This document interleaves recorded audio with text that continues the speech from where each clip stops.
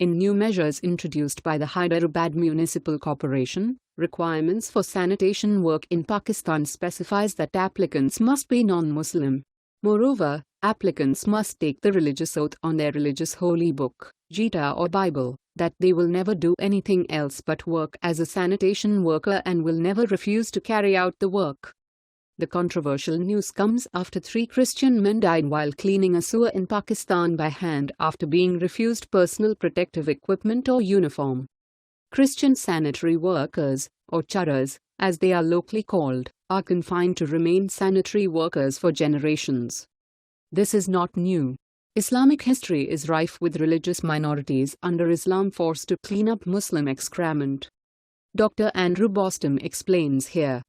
Yemenite Jews had to remove human feces and other waste matter, urine which failed to evaporate, etc., from Muslim areas, initially in Sana'a, and later in other communities such as Shabam, Yaram, and Dharma. Decrees requiring this obligation were issued in the late 18th or early 19th century, and reintroduced in 1913. Yehunanini reproduces an 1874 letter written by a Yemenite Jew to the Alliance Israelite in Paris, lamenting the practice. 126. It is 86 years since our forefathers suffered the cruel decree and great shame to the nation of Israel from the east to sundown. For in the days of our fathers, 86 years ago, there arose a judge known as Kadi, and said unto the king and his ministers who lived in that time that the Lord, blessed be he, had only created the Jews out of love of the other nations, to do their work and be enslaved by them at their will, and to do the most contemptible and lowly of tasks. And of them all. The greatest contamination of all, to clear their privies and streets and pathways of the filthy dung and the great filth in that place, and to collect all that is left of the dung, may your honor pardon the expression. Pakistan, non-Muslims forced to do sanitary work. Asian Human Rights Commission, July 11, 2017. In an act of blatant discrimination against the Christian religious minority, and an infringement of Article 27 of the Constitution of Pakistan, the Hyderabad Municipal Corporation has invited applications for the job of sewers from non-Muslims only. Moreover, applicants are required to take an oath on their religious holy book, Gita or Bible, that they will never do anything else but work as a sanitary worker, and will never refuse to carry out the work. This is not the first time that Article 27, which provides safeguards against discrimination in services or employment, has been so blatantly trampled upon. The government has adopted a systemic policy of reserving sanitation posts for non-Muslims. On the 18th of September 2015, the Mandi Bahauddin, Punjab Province's district headquarter hospital, publicized 10 vacancies, where sanitation jobs were reserved for minorities. A similar advertisement was issued by the Lady Wellington Hospital in Lahore, requiring only non-Muslims for this work. In 2015, the Punjab Cardiology Hospital issued an advertisement in several newspapers, which stated that only non-Muslims persons who belong to minorities will be accommodated for sanitation work. Though the advertisement was later redacted, it was made publicly clear that sanitation work was beneath the Muslim majority population. This prejudice against non-Muslims, particularly the Christians, has its roots in history. Prior to independence, Dalit Hindus were entrusted with such menial jobs. When they left Pakistan in hordes post-independence, the Muslim majority complained to the local administration about the lack of human resources to clean. Consequently, the Christian converts from Dalit Hindus were used to fill in the vacuum. While these Dalits had converted from Hinduism to Protestant Christianity to escape caste discrimination, the stigma of being sanitation workers remained with the community.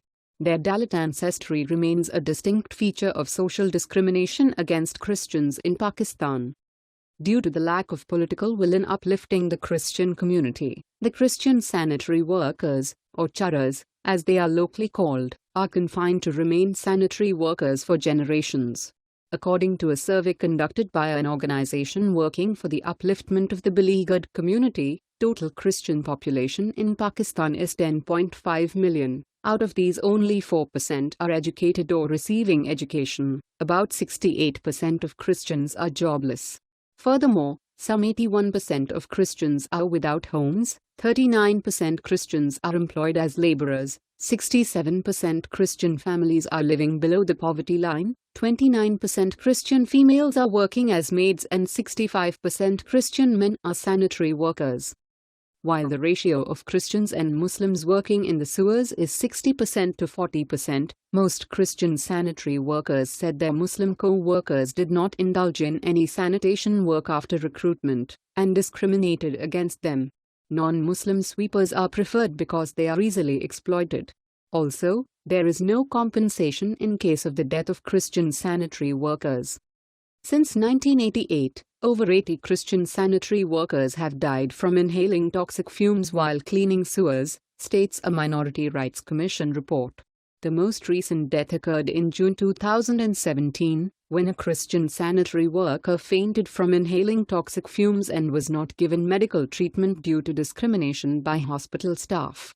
Irfan Masih was clearing a blocked sewer in Pakistan's Sindh province when he was overcome by toxic fumes. The 30-year-old Christian died in hospital after doctors refused to treat him during the month of Ramadan.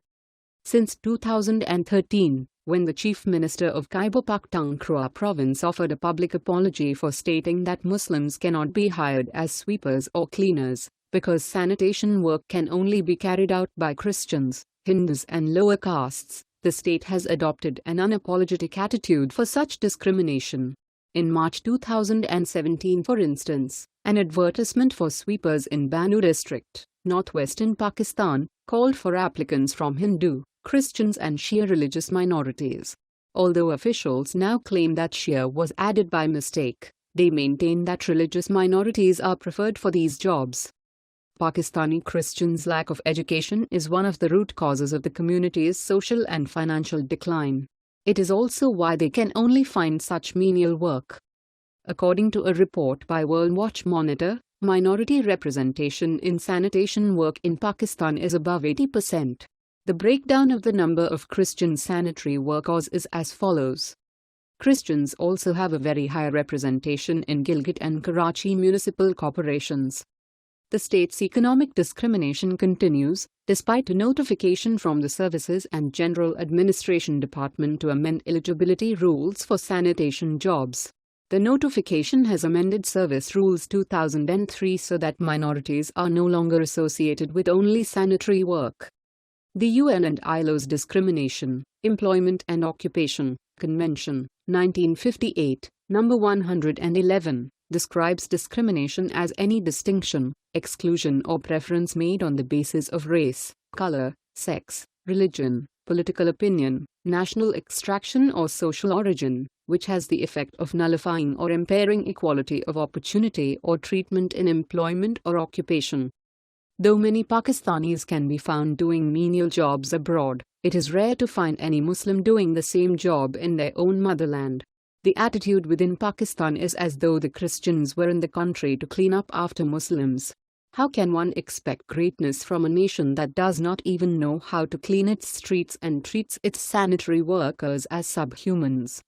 It should not be forgotten that the Christian community has given the country several stalwarts, such as legal giant Justice Cornelius, and slain human rights activist and Minister of Minority Affairs Shehbaz Bhatti. Their contributions in the education and health sectors have provided many Pakistanis with the best medical and educational facilities at a nominal price. The Christian community has also played a pivotal role in the freedom movement, but all these contributions are sidelined by the theocratic state bent upon promulgating its own version of political Islam.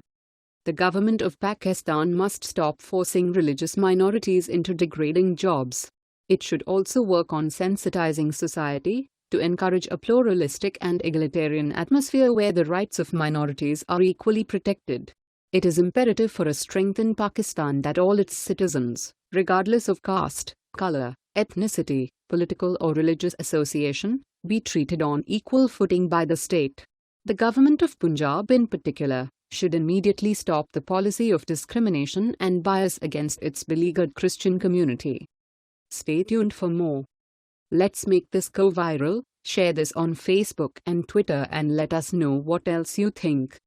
And don't forget to help support us by subscribing and joining us on Patreon by clicking on our Patreon link in the description box down below.